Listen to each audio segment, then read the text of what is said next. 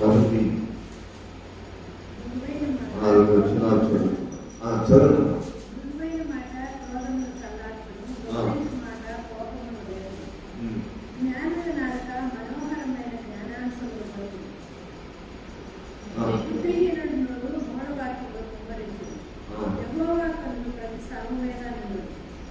చెడ్డవారిని మంచివారిని చూసుకుంది. సాత్వికమైన నాలుక జీవవృక్షం, దానిలో పుణ్యపిండిన ఆత్మకు భంగం కలుగు. చేసుకున్నాం. మహాపరిశుద్ధుడా ప్రేమ మాకుంది. మీ పరిశుద్ధుల నామముకే స్తుతిస్తున్నాను. దేవా, మీ కృపను బట్టి, మీ ప్రేమను బట్టి మీరు మమ్మల్ని ప్రేమించి సమయాన్ని మీరు మమ్మల్ని ప్రేమ చేసినందుకు స్తుతిస్తున్నాను. మీ సన్నిధిలో కూడుకునే ఈ మహాభాగ్యము మీరు మాకు ఇచ్చినారు.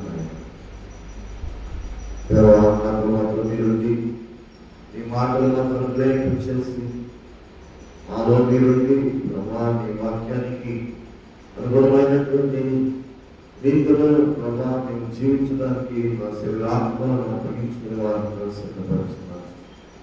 మాతో మాట్లాడుతున్నాను. వినబడి మాకు పుట్టించున్నాను. ప్రభు యేసునామమున ప్రార్థించున్నాను. ఆమేన్.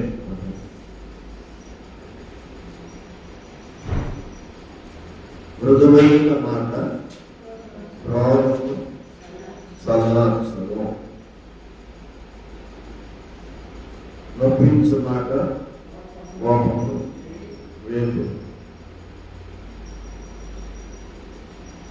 దేవుడు మానవునికి స్వరమిచ్చాడు, మాట్లాడే స్వరమిచ్చాడు. అనేక ప్రాణులు ఉన్నాయి భూమి మీద, అనేక ప్రాణులు ఉన్నాయి.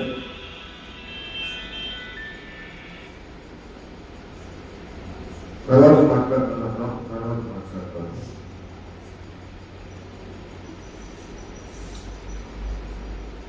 భూమి మీద ప్రాణులు అనేకమైన ఉన్నాయి.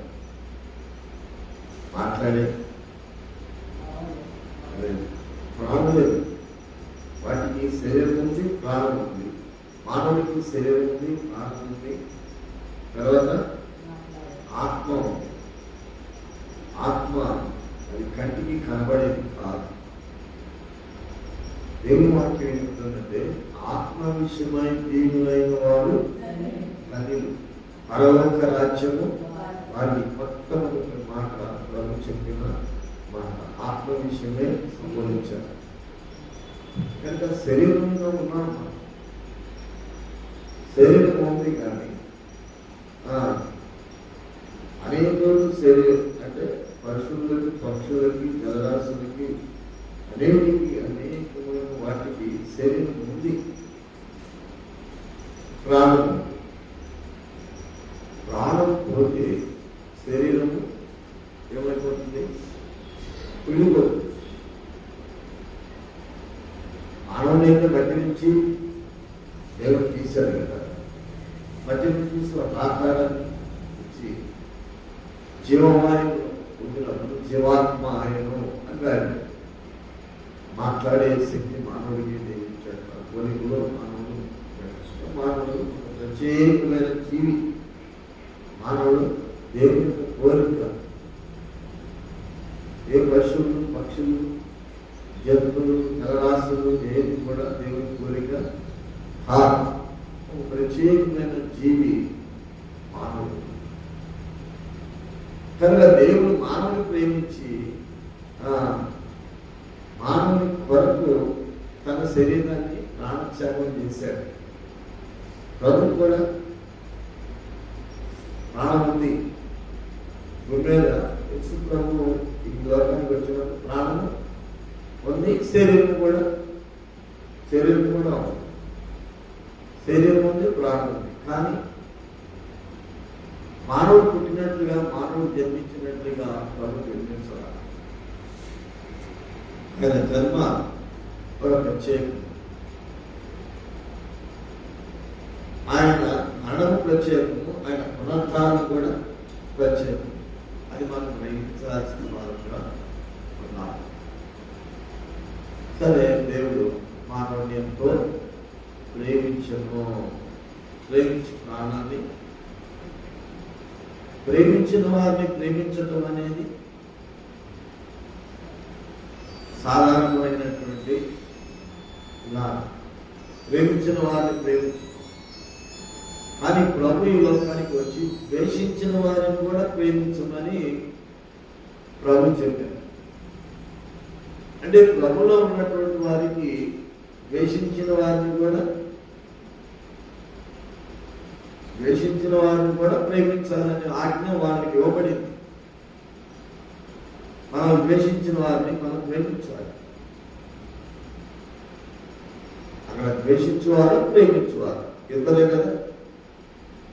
ప్రేమించేవారిని ప్రేమించడం అనేది అది మనం సాధారణంగా చేయగలుగుతాం. కానీ ప్రభులో ఉన్నటువంటి వారు ద్వేషించిన వారిని ప్రేమించడం ఇది ఎలా సాధ్యం? ఇది సాధ్యపడదు. నరుడికి సాధ్యపడదు. ఎందుకు సాధ్యపడదు అంటే దేవుడు మానవునికి ఇచ్చినటువంటి దానిని కోల్పోయాడు. మానవునికి ఇచ్చినటువంటి ఆ శక్తిని కోల్పోయాడు. ఆ పరిశుద్ధతను నీతిని కోల్పోయాడు. కనుక ఆయనకి లేదు. అందుకని దేవుడు ఆదాము అవ్వలో నుంచి మొట్టమొదటిగా వచ్చినటువంటి కుమారుడైనటువంటి కయ్యూనులో ఏముంది? కోపం అనేది. ఆ కోపం ద్వేషానికి దారితీస్తుంది. ఆదాములో ప్రవేశించినటువంటి పాపము, ఆదాము అవ్వలలో ప్రవేశించిన పాపము మొదటి మొదటి శరీరం నుంచి వచ్చినటువంటి గర్భం నుంచి వచ్చినటువంటి మొదటి మానవుడైన భూమికి మొదటి మానవుడిగా పుట్టినలో ఏముందయా అంటే కోపం. ఆ కోపము మనిషిని ద్వేషించి ద్వేషం ఏం చేసిందంటే హత్య చేసింది. ప్రాణమైపోయింది కదా. దేవుడు ప్రేమ ఉంది. కానీ దేవుడు మరి మానవుడి కంటే గొప్పవాడే కదా. మానవుడు చేసింది దేవుడే కదా. చిన్నపిల్లలు ఏమైనా ఉన్నారంటే, పెద్దవాళ్ళు ఉన్నారంటే, చిన్నపిల్లవాడిని కొట్టి పెద్దవాడు ఏం చేస్తారంటే చిన్నపిల్లవాడిని గద్దించి వాళ్ళు గర్భ పడుతున్నారు. ఈ పెద్దవాడి భయం నాకు ఉంటుంది, అంతే కదా. కానీ కయ్యూని దేవుడు లేకుండా చేయవచ్చు. చంపేయవచ్చు కదా. లేకుండా చేశాడా? కయ్యూని లేకుండా చేశాడా?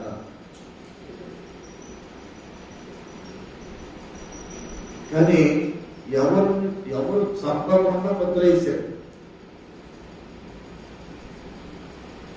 ఆయన చంపాడు కానీ ఆయనని చంపడానికి ఎవరు చంపకూడదని ముద్ర వేశాడు. దేశంగా తిరిగాడు అంతే. మరి ఆయనలోంచి బ్రీడ్ రాలేదా? కయ్యూలోంచి బ్రీడ్ రాలేదా? కయ్యూలోంచి బ్రీడ్ వచ్చింది ముందు వచ్చిందా, లేకపోతే తర్వాత హేబెల్ చనిపోయిన తర్వాత మళ్ళా గర్భవతి, మళ్ళా కుమారుని కని, మళ్ళా పెద్దవాడయ్యి, మళ్ళా ఆయనకి సంతానం కలిగించడంలో ఎవరు ముందు వచ్చారు? కయ్యూలో నుంచి సంతానం పెరిగింది కదా. కయ్యూలో నుంచి అంటే పాప సంబంధమైంది ముందు ఉందా, నీతి సంబంధమైంది ముందు? దేవుడు చేసింది నీతిమంతులుగా చేశాడా, యథార్థవంతులుగా చేశాడు కదా. నీతిని కోల్పోయిన తర్వాత పాప సంబంధమైందే. కయ్యూనే పెద్దవాడు అయిపోయాడు కదా. కనుక కయ్యూని సంతానం సరే. ఆ కయ్యూని భార్య నుంచి వచ్చింది. ఇవన్నీ స్త్రీలకు చెప్తే మనకి ఇంకా అంటే ఆదాము కుమారుడు కుమార్తెలు కలిగిను అని రాయబడింది. రకరకాలుగా చెప్పుకుంటారు కొంతమంది. అవన్నీ తర్వాత కొట్టుకోవడం అనవసరం. కనుక ఆ కయ్యూనికి సంతానం అనేది కలిగింది. అది ఏ సంతానము? పాప సంతానం అని, పాప సంతానం. తర్వాత ఏ ఆదాములకి షేతు అనేవాళ్ళ పుట్టినప్పుడు షేతు పెద్దవాడై పాపం చేస్తూ అక్కడి నుంచి ఆ గర్భం నుంచి దేవుని దేవంగా నేను ఒక కుమారుని సంపాదించుకున్నాను. అలాగే ఈ సంతానము పెరుగుతూ ఉంటా. అక్కడి నుంచి అక్కడ అది పెరుగుతుంది, ఇక్కడ ఇది పెరుగుతుంది. ఈ లోకంలో ఏంటి వరకు కూడా పరిశుద్ధత పెరుగుతుంది, పాపం అనేది పెరుగుతుంది. పాపం యొక్క పరిమాణం ఎక్కువ ఉందా, పరిశుద్ధత పరిమాణం ఎక్కువ ఉందా? కానీ పాపం యొక్క పరిమాణం ఎక్కువ ఉంది కనుక అయితే దేవుడు మానవులకు ఇవ్వాల్సినటువంటి వాటిని ఇచ్చాడు. అందరూ కూడా దేవుడి వల్ల కలిగిన వారే, ఆయన కొలుగు. కానీ ఏమైపోయింది, గుణం అనేది, గుణ లక్షణం అనేది మనుషుల్ని విడదీసేసి వేరు చేసేసి కనుక వీళ్ళు అందుకని మనం ఆ లక్షణం వేరు చేసింది కనుక మనం ఏమవ్వాలంటే యేసుక్రీస్తు ప్రభు ద్వారా వేరైనటువంటి వారిని కనబడాలి. మాట అంటే నీవు నేను ఏకపోయి ఉన్నాం, నీవు నేను కనబడుతున్నటువంటి యేసు ప్రభు కనబడని యెహోవా దేవుడు ఏకమైన ఉంటారేంటి? అందుకనే కదా యూదులు నమ్మిక లేకపోయింది, వాళ్ళు నమ్మలేరు కదా. కానీ లేఖనాలు ఏం చెప్తున్నాయి? యేసుక్రీస్తు ప్రభు లోకానికి వస్తాడన్న సంగతి తెలుసు, వాక్యం వారికి తెలుసు, అని వారు నమ్మలేదు. యేసుక్రీస్తు ప్రభు నేను నా తండ్రి ఏకమై ఉన్నాము తండ్రి అని చెప్పడంలోనే వారికి ఏమొచ్చిందంటే ఇతను దేవుడి కుమారుడిగా ఎంచుకుంటాడు కనుక, దేవుడితో సమానుడిగా ఎంచుకుంటాడు కనుక అని వాళ్ళ పగను పెంచుకున్నారు, ద్వేషాన్ని పెంచుకున్నారు, ప్రేమను పెంచుకోవాలి. కానీ తెలియని వారు ప్రేమను పెంచుకున్నారు, తెలిసిన వారు ఏం చేశారు? అంతే కదండి, తెలిసిన వారు ఏం చేశారు? యూదులు ఎవరు? ఇశ్రాయేలీయులు ఎవరు? ఏర్పరచబడిన వారే కదా, పిలువబడిన వారే కదా, ఎంపిక చేయబడిన వారే కదా. సమరీయులు ఎవరు? సమరీయులు ఎవరు? ఏర్పాటు లేని వారు, అన్ని జనాలు కదా. ఇక్కడ యేసుప్రభు వచ్చిన తర్వాత యేసుప్రభుని ఎవరు గుర్తించారు? యేసుప్రభుని గుర్తించింది ఎవరు? సమరయ్యే గుర్తించారు. యూదులు గుర్తించలేకపోయారు, గుర్తించలేక ఆయన పరీక్షించుకుంటా వచ్చారు. ఆయన బోధల్ని ఏం చేశారంటే విమర్శించుకుంటా వచ్చారు. ఆయన చెప్పే మాటలని విమర్శించుకుంటా వచ్చాడు, ధర్మశాస్త్రంతో పోల్చుకుంటా వచ్చాడు. అయినా కానీ ప్రభు ఏం చెప్పారు? ధర్మశాస్త్రాన్ని నేను తీసివేయడానికి రాలా, ధర్మశాస్త్రాన్ని నెరవేర్చడానికి. వాళ్ళు ఖచ్చితంగా చూసినట్లయితే ధర్మశాస్త్రాన్ని నెరవేర్పు ఎక్కడ ఎట్లా ఉండేదో వాళ్ళకి అర్థమయ్యేది. విశ్రాంతి దినము అనేది ముఖ్యంగా తీసుకున్నారు.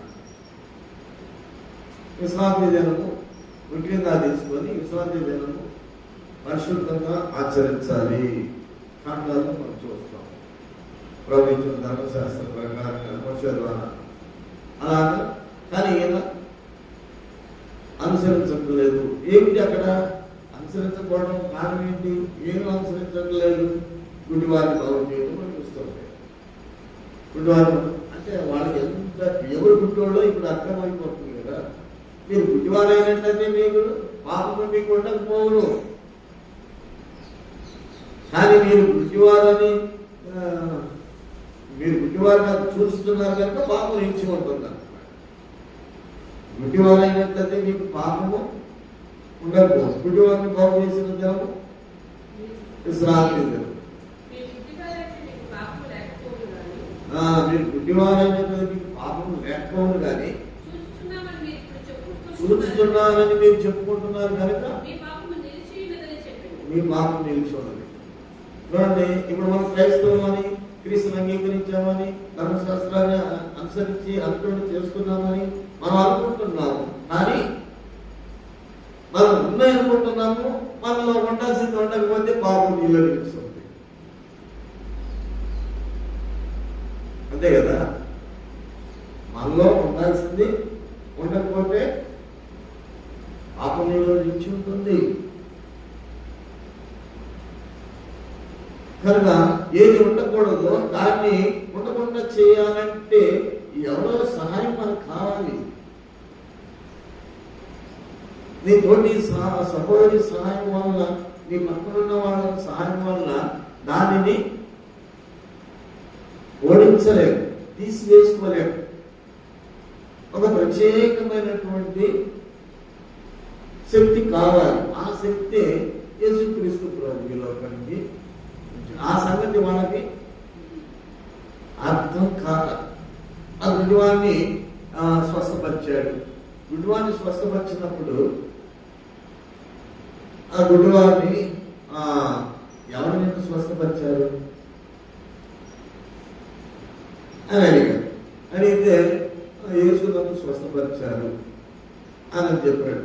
ఆయన బురద చూసి నా కన్నులు రాసి శిలాయాను కోనేటికి వెళ్ళి పడుకోమన్నప్పుడు నీ కళ్ళు తెరవబడి అని చెప్పినప్పుడు ఆ ప్రకారంగా చేసినప్పుడు ఆయన కన్నులు తెరవబడి.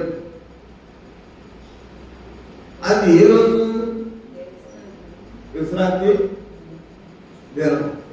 అదేనమ్మా, విశ్రాంతి దినం. అది చేయబట్టు కదా ఎందుకు చేశారు? అందుకని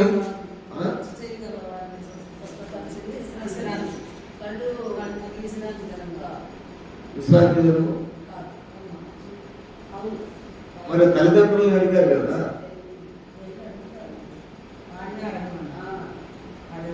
తల్లిదండ్రులు ఏమన్నారు?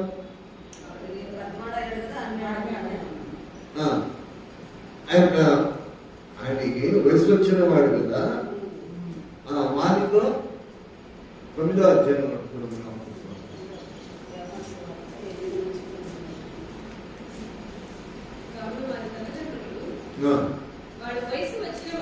వయసు వచ్చిన వాడు వాణిని అడగమంది.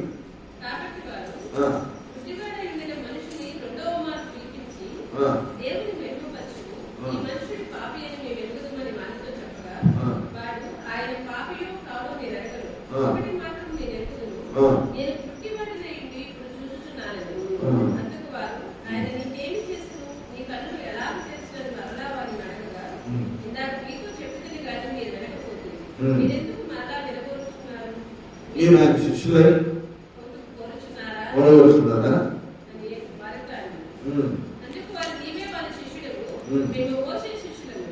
దేవుడు మోషేతో మాట్లాడినది ఎరుగుదుము గాని వీడెక్కడి నుండి వచ్చునో వెరగమని చెప్పి వాళ్ళని దూషించింది. అందుకు ఆ మనుషుడు ఆయన ఎక్కడి నుండి వచ్చునో మీరు ఎరగకపోవట ఆశ్చర్యమే. ఆయనను ఆయన నా కన్నులు తెరచును. దేవుడు పాపుల మనకి ఆలకింపుడని ఎరుగుదుము. ఎవడైనా దేవభక్తుడై ఉండి ఆయన చిత్తము చొప్పున జరిగించిన ఎడలా ఆయన వాళ్ళ మనవి ఆలకించును. పుట్టి వాళ్ళ కన్నులు ఎవరైనా తెరిచినట్టు లోకము పుట్టినప్పుడు నుండి వినపడలేదు. ఈయన దేవుని యొద్ద నుండి వచ్చిన వాడు కాని ఎడలా ఏమీ చేయలేరని వారితో చెప్పాడు. అందుకు వారు, నీవు కేవలము పాపివై పుట్టినవాడు, నీవు మాకు బోధింపవచ్చితివా అని వారితో చెప్పి వారిని వెలివేసింది.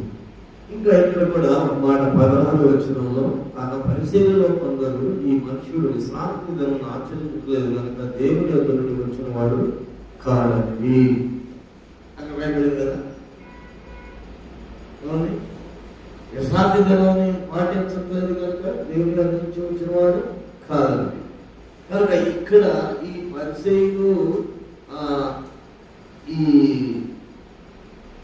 గురుడివారితో మాట్లాడుతున్నప్పుడు దేవుడు నన్ను స్వస్థపరిచారు, మీరేమన్నా ఆయన శిష్యులు అవ్వాలని అనుకుంటున్నారా అంటే మేము మోషే శిష్యులము. కానీ ఈయన ఎక్కడ మోషే అయితే దేవుని ఎక్కడి నుంచి వచ్చాడని మాకు తెలుస్తుంది, కానీ ఈయన ఎక్కడి నుంచి వచ్చాడో మాకు తెలియదు.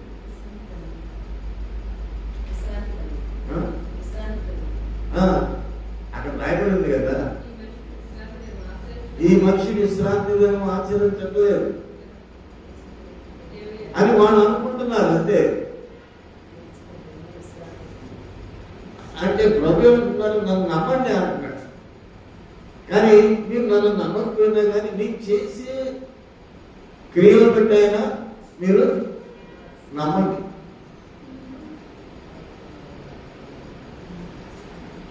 కనుక ఆ క్రియలు ఎలాంటి క్రియలు?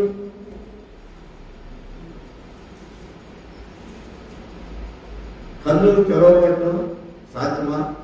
భూమి పుట్టినది మొదలుకొని ఇంటి వారి కన్నులు తెరవజేసిన వాళ్ళు ఎవరైనా ఉన్నారా అని అన్నారు కదా, ఆ మాట అన్నారు. కానీ కన్నులు మనిషి కన్నులే తెరుస్తున్నారు, తెరవబడుతున్నాయి కదా, మనం ఎందుకు నమ్మలేకపోతున్నాం? కానీ ఇశ్రాయేలీయులు, పరిసయ్యులు, యూదులైనటువంటి వారు నమ్మలేకపోయారు.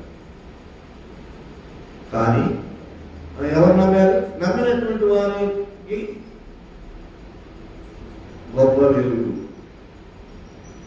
ఈయన మెస్సియా కాడా అని ఆమె చెప్పుకుంటా వెళ్ళేది. ఈ బ్రిటివాడు ఏం చెప్తున్నాడు? మీకు ఆ మాత్రం తెలియకపోతే ఏమన్నారు? ఆశ్చర్యమే. అయ్యో ఎంత బోధన చేస్తున్నారు కదా, ఎంత సువార్త ప్రకటిస్తున్నారు కదా, ఎంత ధర్మశాస్త్రాన్ని బోధిస్తున్నారు కదా, ఆయన యేసు అని తెలియకపోవడం మీకు అది ఆశ్చర్యమే, ఇంకా మీకు తెలియదా అని అప్పుడు అన్నాడు. అప్పుడు ఆయన చెప్తున్నాడు, ఏమని చెప్తున్నాడు? గుడ్డివాడు చెప్తున్నాడు, పాపులు మనము దేవుడు ఆరోగ్యించడన్న సంగతి విషయమే కదా, మీకు తెలుసు కదా.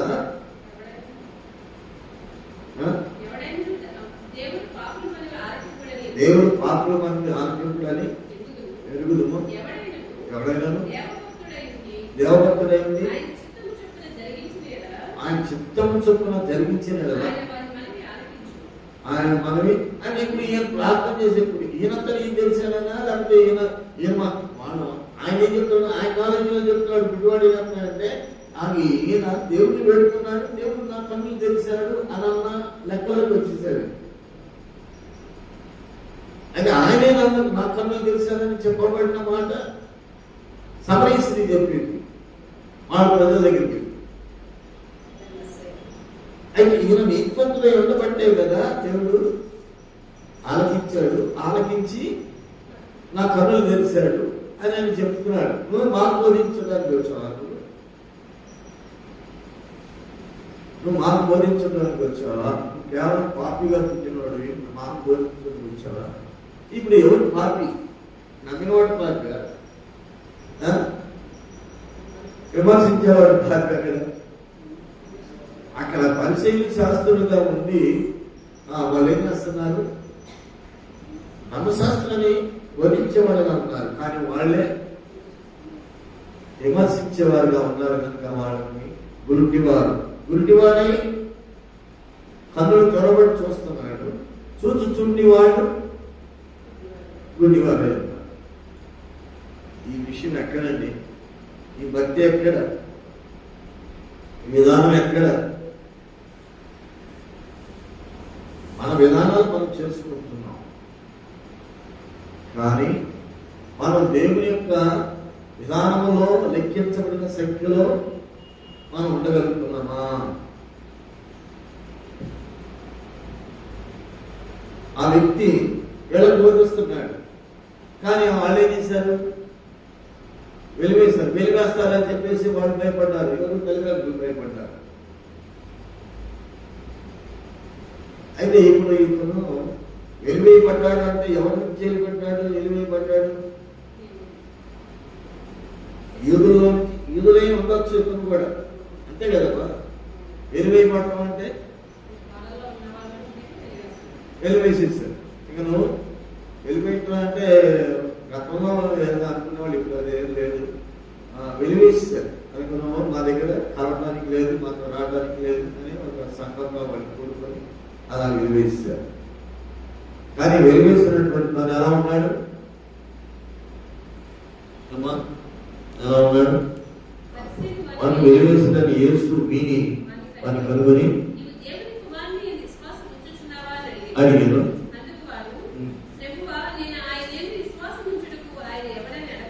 యేసు నీవు ఆయనను చూస్తున్నావు, నీతో మాట్లాడుతున్నవాడు ఆయనే అని. అంతటా వాడు ప్రభువా నేను విశ్వసించుతున్నానని చెప్పి ఆయనకు అప్పుడు యేసు చూడని వారు చూడవలెను, చూసిన వారు వృద్ధివారు కావలెను అను తీర్పు నిమిత్తము నేను ఈ లోకములకు వచ్చేదనని చెప్పాను. చూడని వారు చూడాలి. ఇప్పుడు మనం చూడని వారమా చూసేవారు? మనల్ని మనం పరిశీలన చేసుకోవాలి, అంతే కదండి. నేను ఆ తీర్పు తెలుసడానికి వచ్చాను. ఏ తీర్పు? చూడని వారు చూడాలి, చూసేవారు గురుడిగా వారు కావాలనే తీర్పు కొరకు నేను ఈ లోకానికి వచ్చాను.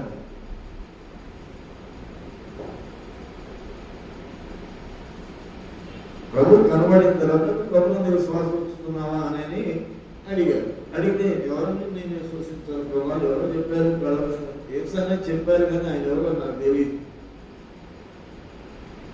ఏసన్న పేరు తెలుసు కానీ ఆయన ఎవరు ఎలా ఉంటాడో తెలియదు.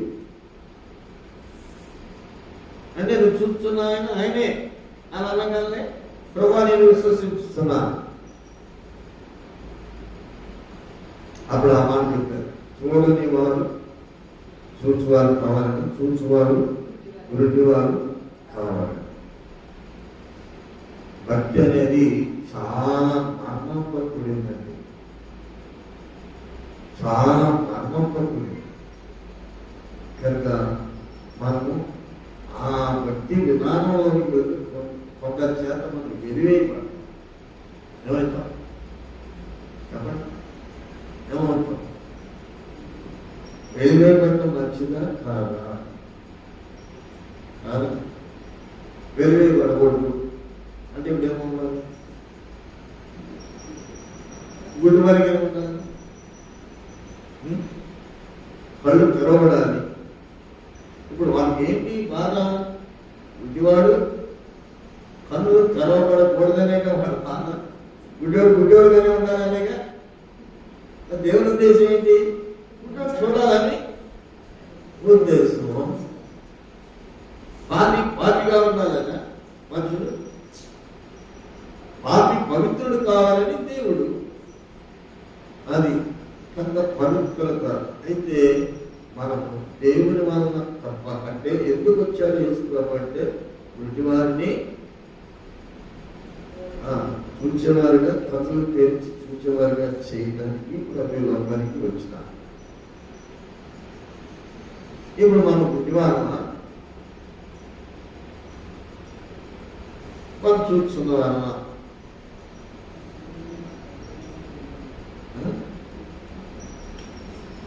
మన దృష్టికి మనం ఏమనుకుంటాం?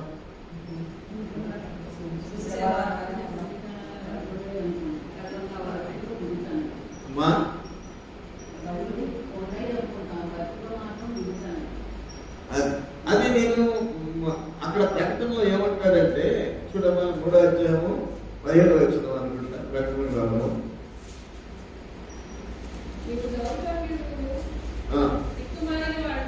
పైవచనం నుంచి చదవమ్మా.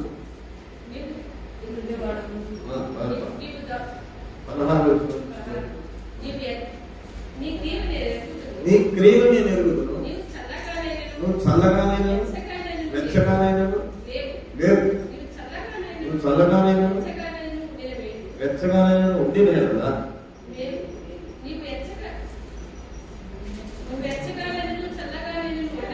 ఉండగా నిలువెచ్చగా ఉన్నావు కనుక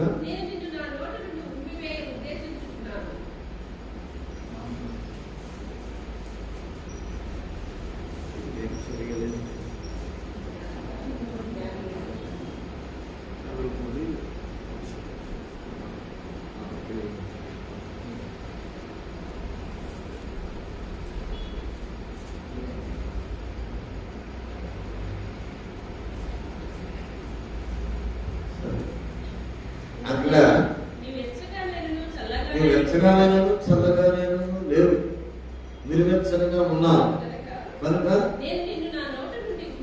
నేను నా నోట నుండి ఉమ్మివేయ ఉద్దేశిస్తున్నాను.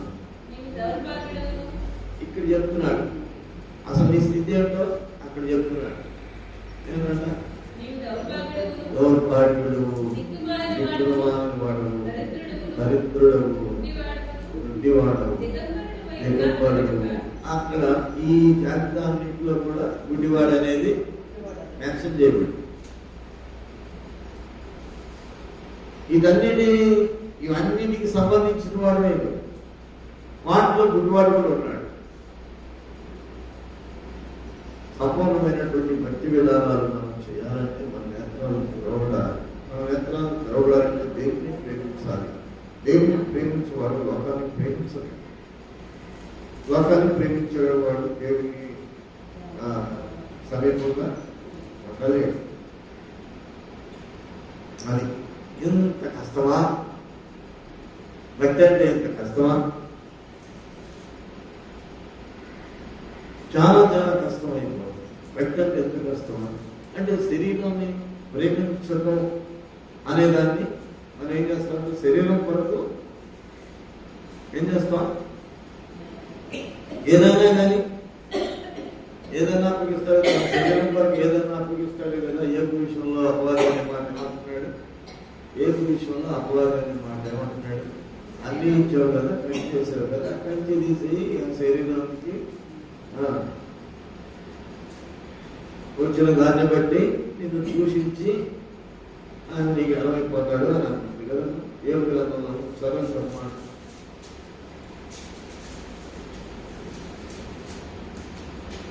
అయినను నీవు ఇప్పుడు నీ చేయి చాపి అతనికి కలిగిన సమస్తమును తిరిగి ఎడల అతడు నీ ముఖము ఎదుట నిన్ను దూషించి నిన్ను విడిచిపోవునని యెహోవాతో అనగా, యెహోవా ఇదిగో అతనికి కలిగిన సమస్తమును నీ వశమున ఉన్నది, అతనికి మాత్రము ఏ హానియు చేయకూడదని అపవాదికి సెలవీగా వాడు యెహోవా సన్నిధిని ప్రయత్నించాడు.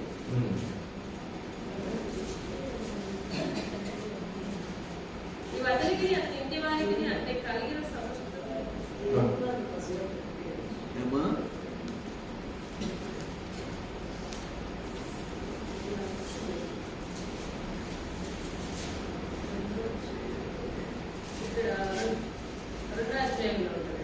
చదవమ్మా. అపవాది ఆ, చర్మమును కాపాడుకున్నట్టే చర్మమును అది తన ప్రాణమును కాపాడుకున్నట్టే తనకు కలిగిన యావత్తును నరుడించును కదా. అది ఆ మాట రావాలి. తన ప్రాణాన్ని కాపాడుకోవడానికి తనకు కలిగినది యావత్తును నరుడించును కదా. మరణించుంది కదా. ఇప్పుడు చూడండి, మనకున్న ఆస్తి అంతా కొంత ఆస్తి ఉంటే ప్రాణము బలహీనంగా ఉందంటే హాస్పిటల్కి వెళ్తే ఏం చేస్తున్నారు? ఎంత ఖర్చు అయినా పర్వాలేదండి, ఎంత ఖర్చు అయినా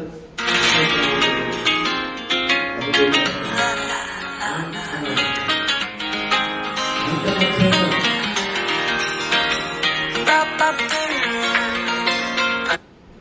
కనుక ప్రాణము కాపాడుకోవడానికి ఎంతైనా మరుడు ఇచ్చుడు కదా.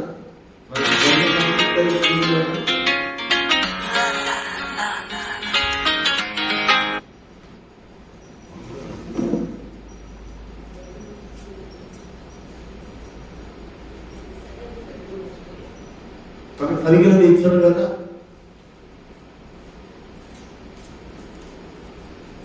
కనుక తను ఉన్నదంతా పోగొడుతుంది. అంటే మానవుడు శరీరాన్ని ఎంతవరకు ప్రేమించాడు? ఆత్మ కొరకు అంత ఖర్చు చేయగలడా? ఆత్మ కొరకు అంత ఖర్చు చేయగలడా? ఆత్మ వ్యాధిని గ్రహించగలడా? దానిని పోగొట్టుకోవడానికి అంత చేయగలడా? మన కదా, మనకి రియాలిటీ కదా ఇది. అంటే చాలా అవగాహన లేక మనం భక్తి చేస్తున్నాము కానీ భక్తిలో మనకి ఎంత అవగాహన, ఒక్కొక్క భావాన్ని తీసుకొని దాన్ని మెడిటేట్ చేసుకున్నప్పుడు, అర్థం చేసుకుంటున్నప్పుడు ఎంతో లోతుల్లో ఉన్నది. అక్కడ గుండివాడు ప్రభు నీవంతగా ఏమనుకుంటున్నావు, నువ్వు ఇలా అనుకుంటున్నావు అని కూడా చెప్పాడు. రెండు మందులు ఏమనుకుంటున్నాడు? నీ గుండివాడు. వాళ్ళ పరిచయం ఏమనుకున్నా మేము చూస్తున్నాం అనుకుంటున్నారు. వాడు గుడ్డివాడు. గుడ్డివాడు నువ్వు మాకు మోసించి వచ్చావా అని ఆయన ఏం చేశారు? వెలివేసేసారు. వెలివేసిన తర్వాత మరి సత్యమైన ప్రభు ఆయన్ని కలుసుకొని ప్రభునందు నువ్వు విశ్వాసం ఉంచుతున్నావా అని అడిగాడు. అడిగితే ఏమన్నారు? అయ్యా నేను విశ్వాసం ఉంచడానికి ఆయన ఎవరు నాకేం తెలుసు అన్నాడు. ఏదైతే తెలుసు కానీ ఆయన ఎవరు తెలియదు, మంచి చూడాలి అంటే నీ ఎదురుగా కనపడుతుంది ఆయనే. ప్రభా నేను విశ్వసించుతున్నాను ఆ మాట దాన్ని వెలివేశారు. అప్పుడు ఆ మాట అంటున్నాడు, చూచువాడు ఉండేవాడు, చూడని వాడు చూచువాడు. లోపల ఉంది, ఇప్పుడు లోపలగా ఉంది. అందుకని చాలా మంది యేసుక్రీస్తు ప్రభు వైపు కనుగొట్టుకుంటున్నారు. ఎందుకంటే ఆయనే పరలోకములకు ద్వారమై ఉన్నాడు, జీవమై ఉన్నాడు. ఆయన ద్వారా తప్ప వేరే మార్గము లేదు. మోషే ధర్మశాస్త్రము మార్గమా అని అనుకుంటే ఏమైపోయింది? మోషే ధర్మశాస్త్రము చేయలేనిది దేవుడు చేసి. దేవుడు ఎవరు? ఇప్పుడు అక్కడ ఎవరు చెప్పారు ఆ సాక్ష్యం? మోషే ధర్మశాస్త్రము చేయలేనిది, ధర్మశాస్త్రం చేయలేనిది దేవుడు చేశాను. రోమపత్రిక 8వ అధ్యాయం. ఎట్లాగా ధర్మశాస్త్రం దేని చేయలేకపోయాను, ధర్మశాస్త్రము దేనిని చేయలేకపోయాను, దాన్ని దేవుడు చేశాడు. దానిని దేవుడు చేశాడు. అంటే ఎక్కడ క్రీస్తులో ఉన్నటువంటి జీవమును ఆత్మ యొక్క నియమము పాప మరణముల నుండి నన్ను విడిపించింది. ధర్మశాస్త్రము పాపం నుండి నన్ను ఏం చెప్పాడండి? ధర్మశాస్త్రము పాపం నుండి నన్ను విడిపించలేకపోయాను. కానీ ఎవరు విడిపించారు? యేసుక్రీస్తు ప్రభువు మనకు పాపం నుండి విడిపించను. అక్కడ క్లారిఫై ఇచ్చేశారు, అక్కడ ఇచ్చేశారు విడిపించను అని చెప్పాడు. కనుక ఈ గుడి వారు కూడా ఏమంటాడంటే ప్రభుని ఆయన వెలివేసినప్పుడు కూడా మా తీర్పు ఆ తీర్పు తీర్చడానికే నేను ఈ లోకానికి పంపబడ్డానికి వచ్చాను. ఇప్పుడు మనం గుడ్డివారమా చూస్తున్నామా? అది ప్రశ్నకి ఈ సమాధానం అంతా ఎవరు వాళ్ళే ఆ సమాధానాన్ని చూసుకోవాలి. ఈ వాక్యం పెట్టుకున్నప్పుడు నేను చూసుకోవాలంట గుడ్డివాడు, నా కన్నులు మోయబడితే అవి తెరవబడాలి. దానికి ఒక ఎగ్జాంపుల్ చెప్పుకున్నాం. అపొస్తలుడైన పౌలు ఇప్పుడు చెప్పుకున్నాం కదా, చూచువాడ గుడ్డివాడ. అపొస్తలుడైన పౌలు గుడ్డివాడిగా ఉన్న తన కన్నులు తెరవబడ్డాయి. అదే చూచువాడ గుడ్డివాడ. చూచువాడు అయిపోయాడు. నేను అడిగేది గుడ్డివాడు. అది ఎలా చెప్పాడు? కన్నుల పొరలు రాలిని. ఆయన ఎవరైనా చూస్తే ఆ వెలుగు చూసినప్పుడు కన్నులు తోడుకుంటున్నాడు కానీ చూస్తున్నాడు లేదు కదండి. చూస్తున్నాడు కదా, చూచు గుడ్డివాడు. చూచు గుడ్డివాడు అయ్యాడు కనుక ఎవరు హింసించాడు?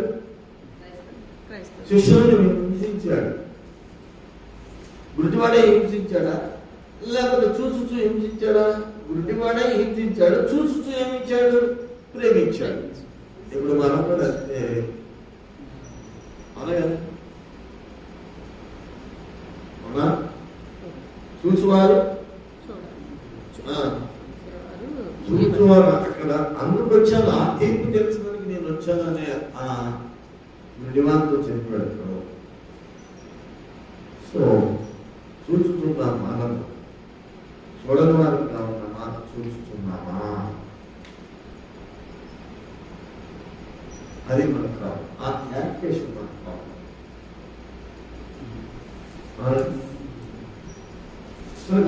ఇది విస్తరించాలి. అది అపొస్తలుడైన పౌలు ఆయన ధర్మశాస్త్రాన్ని క్షుణ్ణంగా గమనియేలు పాదాల దగ్గర నేర్చుకున్నవాడై ఏం చేశాడు? క్రైస్తవులైనటువంటి వారిని హింసించాడు. కాన్సస్నే గొప్పగా హింసించారు. కనుక ఎవరు యాక్షన్ తీసుకున్నారు? ఇప్పుడు వీళ్ళు యాక్షన్ తీసుకున్నారా? ఎవరు యాక్షన్ తీసుకున్నారు? ఎవరు మాట్లాడారు? మనము ఒకవేళ మనం ప్రార్థన చేసే వీరులమైతే, ప్రార్థన పరులమైతే, నిజముగా సేవకులుగా అనుకున్న, విశ్వాసం అనుకున్న ఎవరి నేత్రాలు దేవుడు?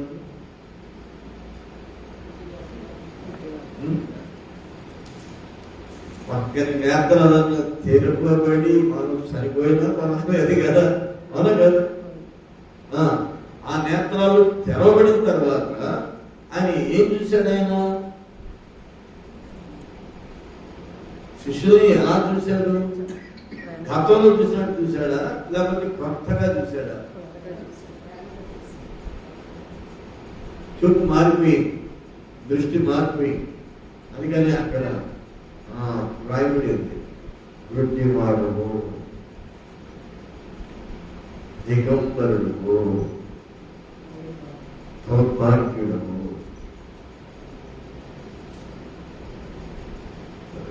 అప్పుడు ఆయన చూసి కన్నులు తెరవబడిన తర్వాత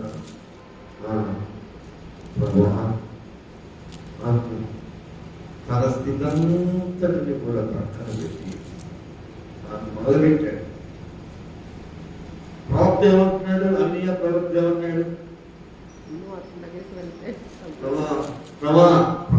ప్రవక్తతో కూడా మాట్లాడాడు.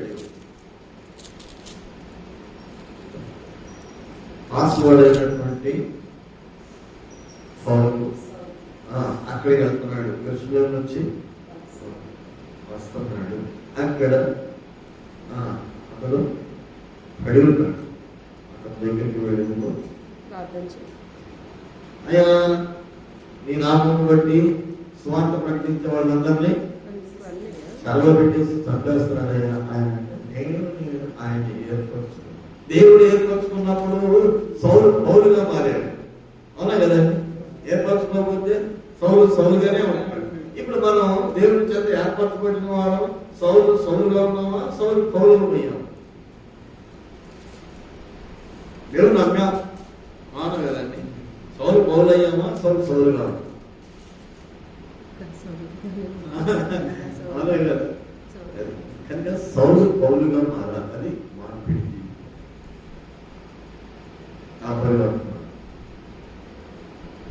మనలోనికి చాలా మానవునికి అసాధ్యం. ప్రభు చెప్పిన మాటే పర్వతరాజానికి ఇలా ఉంటే ఎవరికైనా శిష్యులు సమస్తాన్ని విడిచిపెట్టి ప్రభుత్వం వెంబడిస్తున్నారు. ఎవరు వస్తారు పర్వతరాజానికి? ఎంత కఠినమైనటువంటి వర్తించారంటే మీకు కఠినమేనయ్యా, కానీ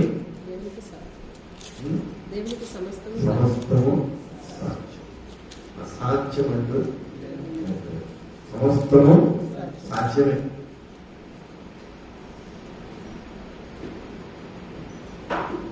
కనుక మన జీవితంలో సాధ్యం చేసుకోగలిగే స్థితి సాధ్యం చేసుకోవాలంటే ఏం చేయాలి? ప్రభు ఎందుకు అబ్రహాముని అక్కడే ఉండి ఆశీర్వదించలేదు? ఎందుకు ఇశ్రాయేలీయుల్ని ఐగుప్తులోనే ఉంచి ఆశీర్వదించలేదు? ఐగుప్తులను ఆశీర్వదించడానికి దేవుడు శక్తి లేదా? అక్కడి నుంచి రావాలి, అక్కడే ఉంచి అక్కడే వాళ్ళ బలవంతులు చేసి అక్కడే వాళ్ళని శత్రువులను అణిచివేసి ఆ రాజ్యాన్ని వాళ్ళకి ఇవ్వచ్చు కదా? మనకు కూడా రాదా? అలా చేయొచ్చు కదా? అలా చేశాడా? అబ్రహాము అక్కడనే ఉంచి ఊరనే ఆ ప్రాంతంలో ఉంచి అక్కడనే ఆయన గొప్ప చేసేసి ఆశీర్వదించి గొప్ప చేయొచ్చు కదా? ఏం చూపించే ప్రదేశానికి రమ్మంటే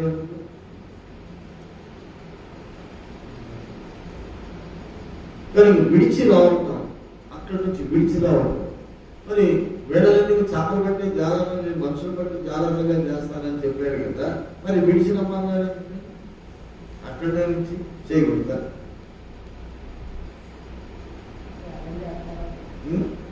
త్యాగం చేయగలరు. విడిచి నమ్మాలి, విడిచి నమ్మాలి. సో ఆ సూచన ఏంటంటే మనం కూడా కొన్ని విడిచి నమ్మదగిన. ఇది సత్యం, ఇది సత్యం.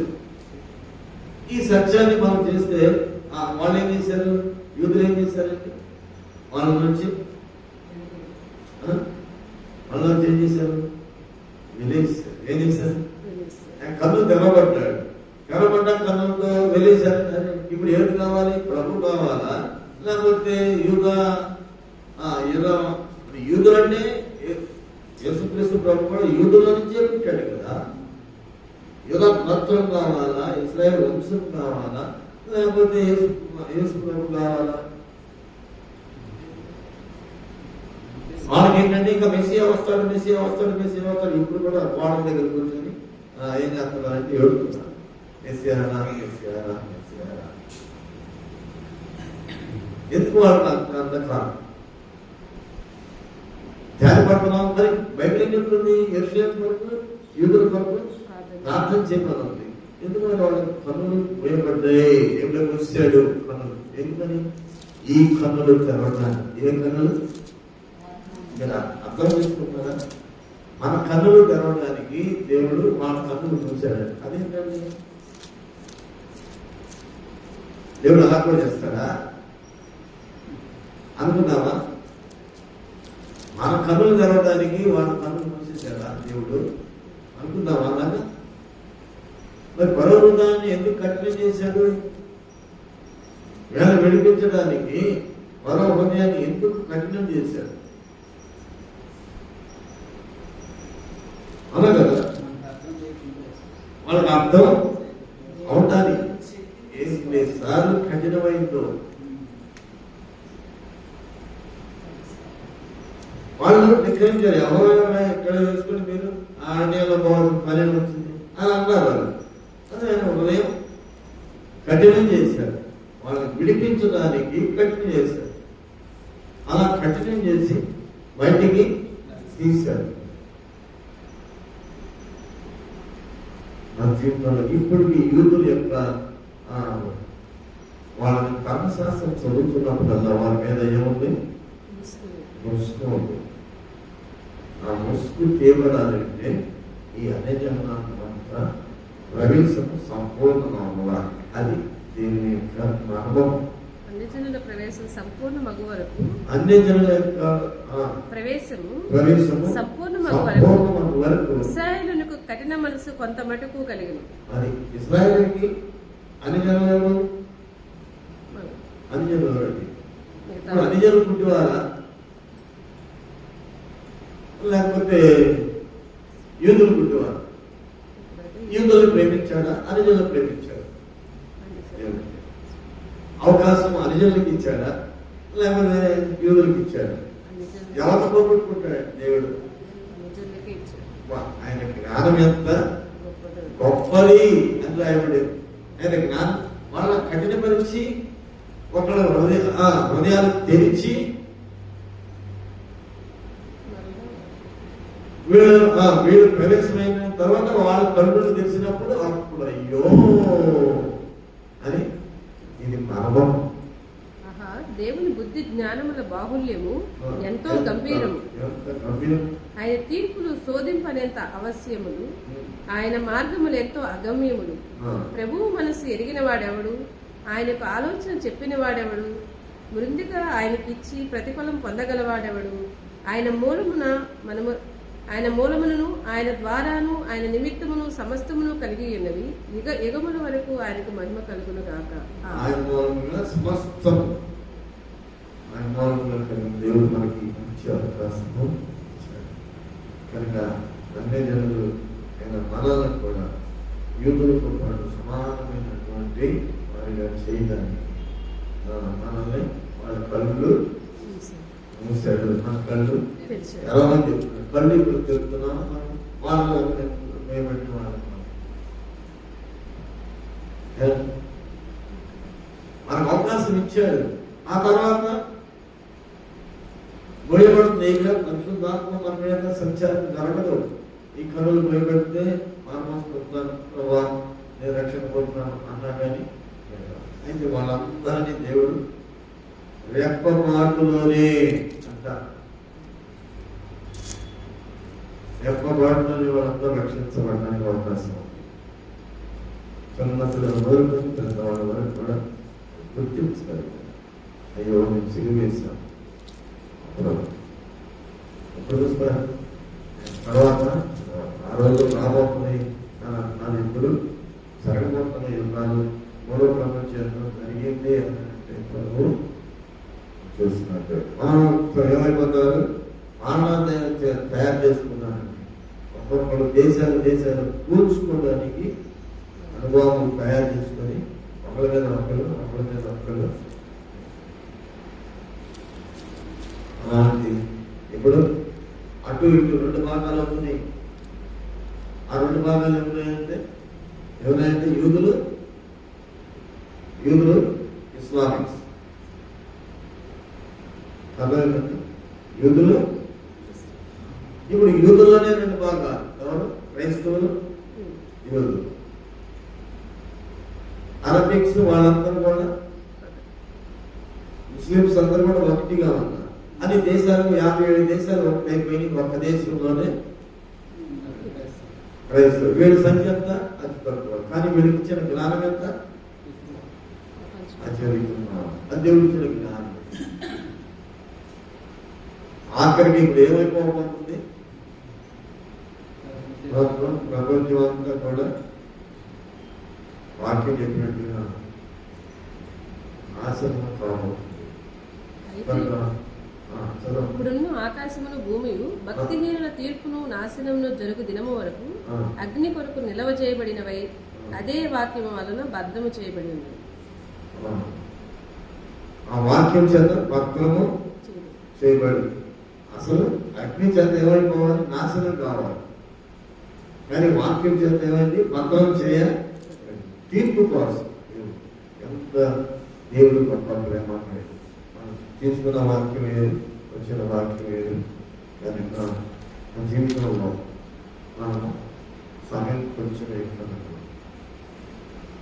కలిగి ఉన్న దాన్ని సమయం కొంచెమే కనుక కలిగి ఉన్న దాన్ని ఎంత ఉన్నాయో నీ దగ్గర ఎంత ఉంది, మరి నీకు కొంచెం నీకు చాలు కదా, అయినా పర్వాలేదు ఎక్కడిస్తాను తీసుకొని ఈ కొంచెమే జాగ్రత్తగా చేసుకో. ఈ సహనాన్ని సహనంగానే ఉంచుకో. ఈ సహనం కోల్పోవద్దు, ఈ ప్రేమ కోల్పోవద్దు, నీ నీతిని కోల్పోవద్దు, నీ యథార్థతను కోల్పోవద్దు, నీ పరిశుద్ధతను కోల్పోవద్దు. సమస్య వస్తుందా కోల్పోయే సమస్య వస్తుంది, కానీ దాన్ని మనం గట్టిగా పట్టుకో. సమయము సమీపించుతున్నది కనుక నీకున్నవి గట్టిగా పట్టుకున్నాడు. ఆయన కృపను బట్టి. కానీ మనమే ఎవరు కూడా నేను పర్వత రాజ్యానికి చేర్చాలనే ధైర్యం ఎవరికి. కానీ ఒకరికొకరు మాదిరిగా, సమాజానికి మాదిరిగా, లోకానికి మాదిరిగా, వెలుగు సంబంధాలుగా, పరిశుద్ధంగా, నీతిని కలిగిన వారుగా, ఏ అపవిత్రత లేకుండా మనము నేను మంగళగిరి వచ్చాను. ఆయనకి కూడా క్యాన్సర్, జాండీస్, మనిషి చాలా కష్టం. అలాంటి వ్యక్తి దగ్గరికి వెళ్ళి ఈ పాపాలు ఒప్పుకుంటావా? ఆయన భార్య పక్కన కూర్చుంది. వాళ్ళ అమ్మాయి అటు రెండు తిరుగుతాము కూర్చున్నాం. అటు ఇటు తిరగొద్దమ్మా, వెళ్ళిపో అని చెప్పి పాపాలు ఒప్పుకునే విధానానికి వచ్చేటప్పుడు నేను కూడా ఉంటున్నాయా, నేను కూడా బయటికి వెళ్ళిపో బయటికి వెళ్ళిపోయాను.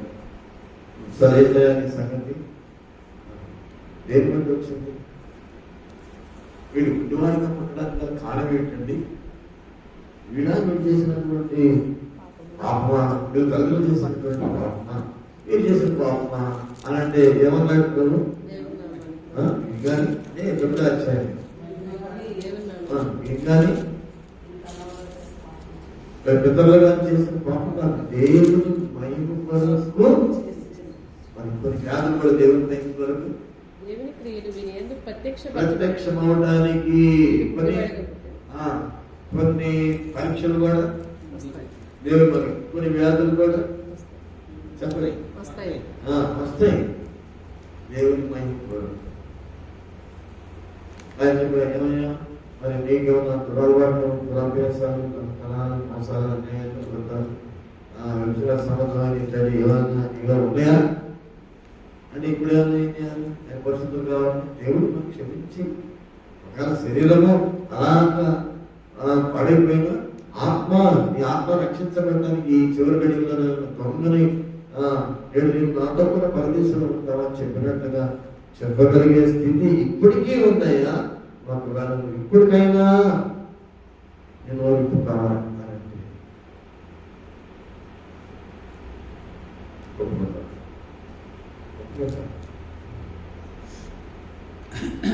డాక్టర్లు మందు లేదు, మందు లేదు. ఇప్పుడు ఎవరు మందు? ఇప్పుడు అంటారండి, నోరు తెలిసి ఎప్పుడు అంటారండి? ఈ క్షణంలో అయ్యా ఇప్పుడు నేను నన్ను బ్రతికిస్తే నీ సేవ చేస్తాను. ఎంతకాలం చెప్పిందంత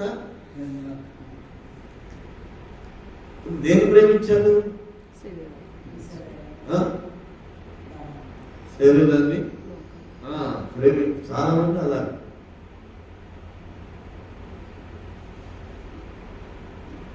కనుక దేవుడు ఆయన్ని స్వస్థపరచాలి. నేను వెళ్తాను అంత మాట్లాడతాను, ప్రోత్సాహపరించడం అయిపోయిందంటే అమ్మగారు ప్రార్థన చేసి అమ్మగారు ఫోన్ చేసి ఇట్లా వచ్చారు, ఇట్లా వాక్యం చెప్పారు, ఇలా పంపించారు, ఇలా చేశారు. దేవుని యొక్క ఉద్దేశము ఆ వృత్తిదానాన్ని పోగొట్టడంలో దేవునికి ప్రేమ ఉంది, జాలి ఉంది. పోగొట్టాడు, కానీ ఆయన ఏం చేశాడు? సమాజంలో కలిసిపోయాడా? లోకంలో కలిసిపోయాడా?